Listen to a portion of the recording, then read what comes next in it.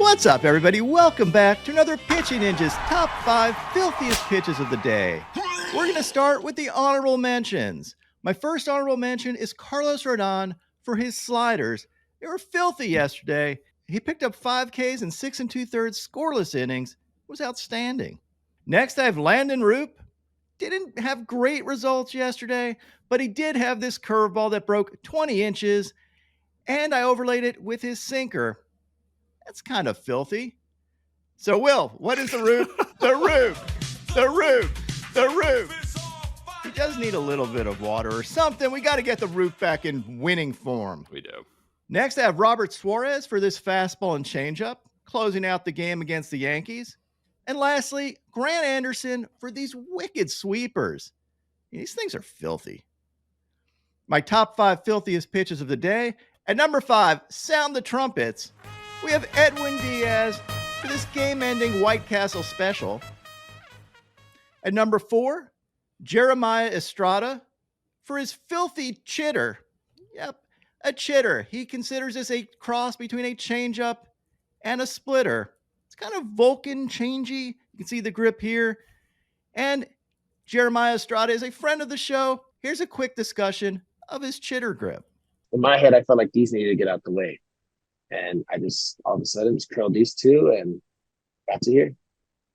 Literally, it's like this ball's on top. And I tell myself, just throw it exactly like a fastball. At number 3, Ryan Helsley for this White Castle special and this 102 mile an hour gas. At number 2, AJ Smith-Shawver for this disgusting split change. He had 5 Ks and 8 scoreless innings, took a no-hitter deep into this game. Here's an overlay of that splitter or split change with his fastball. And you can see how these two pitches track. And then that splitter/split change dives to the dirt. And at number 1, we have Cole Ragans for his backdoor cutters. He had 11 strikeouts in 5 scoreless innings yesterday, giving up only 3 hits. He faced Shane Smith, who is also really good with 5 Ks in 5 innings, giving up 2 runs, continues to do really well. But Cole Ragans led the day in swings and misses with 17. He had 8 on his fastball, 6 on his changeup. But my favorite thing about this game was this sequence. He lands his changeup on the outside corner, gets fouled off, and then he starts a backdoor cutter outside the path of that changeup. So as a hitter, Chase Mydroth is looking at it going, he's trying to get me to chase on a changeup that is even further outside than that other changeup that was barely painted. So I'm going to take this. And instead, it is a backdoor cutter that comes in and catches the plate perfectly painted. Not only did he do this sequence once, but he did this 2 times to Chase Mydroth. In the next sequence, same thing. A changeup perfectly painted that's fouled off and throws another backdoor cutter that starts outside that changeup. As W.N.J. Cole famously said, fool me one time, shame on you. Fool me twice, we can't get fooled again. Fool me one time, shame on you. Anyway, he did fool Chase Mydroth 2 times. And you know what? I don't blame him for getting fooled here because I looked through Cole Ragans' history. He's only thrown painted backdoor cutters for Ks 2 times in his entire career, both times against Shane Langoliers, separated by, I think, a year. But you can see these were perfectly painted. But he did this twice in 2 consecutive at-bats yesterday. Beautiful, brilliant sequencing here. And you can see why, as a hitter, you would take that pitch. Now, on the Ninja notes, Ben Kasparius had 5 Ks in 4 innings, giving up 1 run.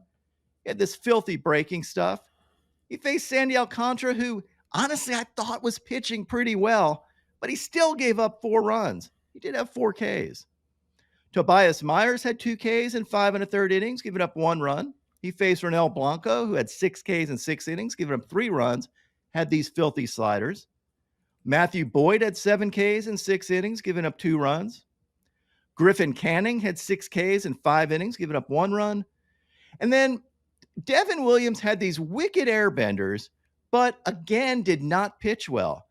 I did a comparison of Devin Williams from at the peak of his powers versus now. The biggest change I can see is his set position. He is hiding the ball now, which could be throwing his mechanics off somehow. I know last year he took some flack that maybe he was tipping pitches with the way he was coming set, so he's changed the way he comes set now. But when you're going into your mechanics, sometimes your rhythm can be thrown off just by that little change. You're no longer kind of bringing your hands down or breaking the same way. And it does take a while to get used to this. It's the only real thing I can see as far as a big change in his mechanics. The other thing, there's just a lot of pressure as the closer for the Yankees. He's putting a lot of pressure on himself. And as soon as something goes wrong in his mind, he's going, oh, here it goes again. Instead of being confident, he's being a little hesitant. And that could make all the difference. Ninja, we're starting things off today with the polar bear punishing this ball. Oh boy. According to StatCast, only went 425. That number seemed low to me, Ninja. So I had our dong department on the case, and turns out it went 458. That's Sweet Pete's 9th of the season. He's batting .349 with a 1.143 OPS. According to FanDuel, he's 3rd in NL MVP probability. So keep an eye on that, Ninja. Is he the best hitter-slugger combination in New York? If there wasn't the god Aaron Judge over in the Bronx, Ninja, then perhaps. But next we're on to this jack by Matt Olson.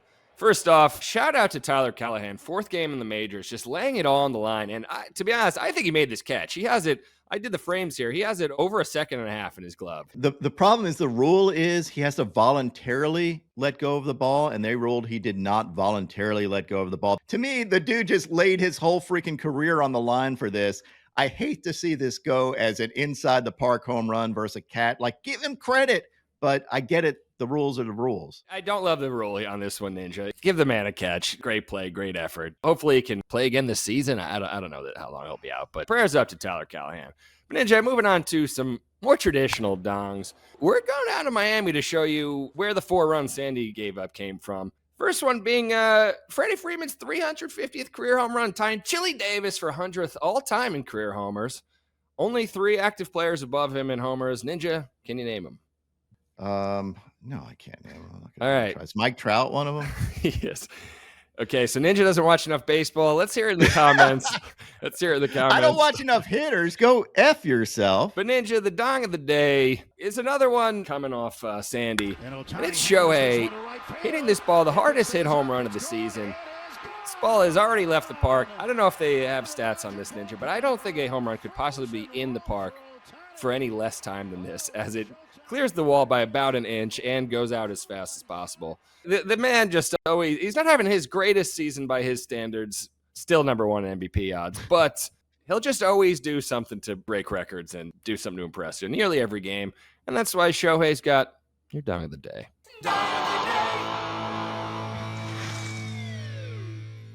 And now, my pitching ninja moment of Zen. It's Carlos Rodón showing my pitchers are athletes.